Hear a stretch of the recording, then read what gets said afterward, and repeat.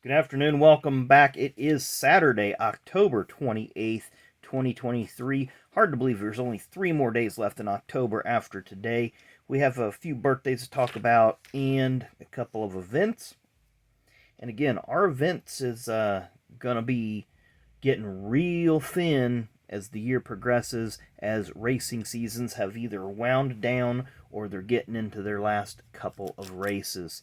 So on this day in 2006 at Atlanta, Martin Truex Jr. wins the final IROC race ever held. Tony Stewart was the champion that year and told the IROC officials and all the folks that run the series at the time, hey, I'll give you my money back if I want to bring the series to Eldora. I want to do some other things. And IROC just kind of quietly shut down and has been, almost 20 years now that it hasn't been in existence. But Tony did help create the SRX series, which is similar to IROC, except IROC was more racing, SRX is more entertainment based, but it's still a pretty cool idea and definitely fun races to attend. Only other event I have for today on 2017 on this day at Martinsville in the Truck Series, Noah Gragson wins his first career race in that series. So we got quite a few birthdays here to go through. So we'll do a couple rapid fires and then we have a couple with cards. So we're going to start in 1933, born on this date. Controversial F1 principal. Not sure what he's doing now, but Mr. Bernie Eccelstone celebrating a birthday today. 1930. I might have said 33, but 1930.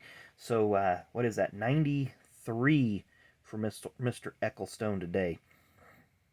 Born on this day in 1938, sadly passed away in 2003. He's a former three-time ARCA Series champion and father of current Xfinity Series team owner Bobby Dotter. That would be Mr. Bob Dotter. Bob was a pretty strong ARCA racer, raced also, I believe, briefly in ASA, made a few Cup starts, I think, or Xfinity Series starts way back in the mid-'80s, but was pretty much a lifelong driver in the ARCA Series, had several wins, like I say, three-time champion there of that division. Another semi-controversial name for different reasons, born on this date in 1975, Miss Deborah Renshaw. Of course, she was a late model racer out of Nashville, moved up to the ARCA. I think she may have even made some truck races, but was involved in a crash that took the life of another driver at Charlotte. Very, very sad thing. Um, I don't want to get in the blame game on this as to what happened, but it was a pretty tragic accident that day. So now we get into the couple birthdays that have cards. Born on this day in 2001. I know he currently races in the Truck Series. I believe it's that number 9 truck. Be Mr. Colby Howard. So we got Rated Rookie. We talked about it earlier this morning on our RIP. The 2022 Donruss NASCAR set is loaded with rookies that just have a ton of potential. So don't sleep on the 2022 rated rookies in the Donruss set. And our second birthday, born on this day in 1944, he recently just became active on Facebook. So I encourage you, if you are on Facebook, he's got one of those athlete pages. He's very active on there, answers a lot of questions, engages with the fans. But he is driven for such teams. He was a former USAC stock car champion, and he made his first Cup Series start way back in 1969 at Riverside. His brother's a former Indy 500 champion, the youngest Indy 500 winner, back in 1952, I believe it was, if I'm remembering right. He's driven for car owners J.D. Stacy. He's driven for Dr. Ron Benfield. He's driven for Morgan McClure. He's driven for Kenny Bernstein. Driven for Raymock. Lots of strong teams he's driven for, but unfortunately never got that elusive Cup Series win. And we're talking about Mr. Joe Ruttman.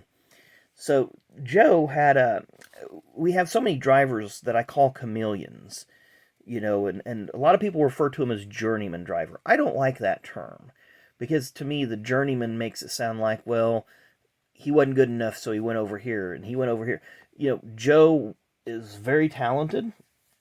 I know he's got 3 second-place finishes, I believe, to his credit in the Cup Series, but he was just always bitten by bad luck. Wrong place, wrong time. But 1991, he was, of course, this is a 92 card, but 1991, he drove the dinner bell car for Raymock. So a couple pictures there of Joe. Then again, 93, he went to Moroso's team in the Busch Series and in the Cup Series. Got a top 5 form in that Talladega race that Rusty flipped in. And had a few good runs in both the Busch and the Cup. That was always a strong car. And he would hop around between different teams. I know he ran a few races for Melling and ran a few races for a couple other teams. But just by this point, his Cup Series career had pretty much wound down. Then in the mid-90s, the Truck Series started. He went and drove that Ernie Irvan, Brian Semo, I believe it was, owned car. Brian Semo. They owned a truck. Joe Ruttman took that one. Went to Victory Lane a few times. They got that 1-800 Collect sponsorship. It's always a fun sponsorship. Then he moved over to Roush, picked up a few wins there. You kind of see, I thought that was a picture of the truck. I'm looking to see if there's a picture of the truck anywhere, but there's not. Of course, LCI was a telecommunications firm, I believe. But he ran for them for a while. There you see just a generic Roush Racing. Then I believe he drove, I'm not sure who that team is. I think he drove for Bobby Hamilton's team briefly. And then there's the very, very colorful Dinner Bell Food Line car that he ran in 1991 for Raymock. And if you look at the back, you see Derek Cope, Davey Allison, and Ken Schrader behind. Not sure what track this is. Maybe Charlotte.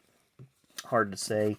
And there's a good look at it from the side. I didn't like that number font. I think they could have picked a better font than that one. But the paint job definitely stood out. And if you ever went to the races in 1991, you want to talk about a bright car. That car would hurt. It was, that yellow on it was the same brightness as like the Country Time yellow. It would hurt your eyes to look at it. It was very, very bright. Day glow, I believe, is the term that they used. But anyway, that's birthdays and events for this day. Hope you enjoyed the video. Make sure you come back tomorrow.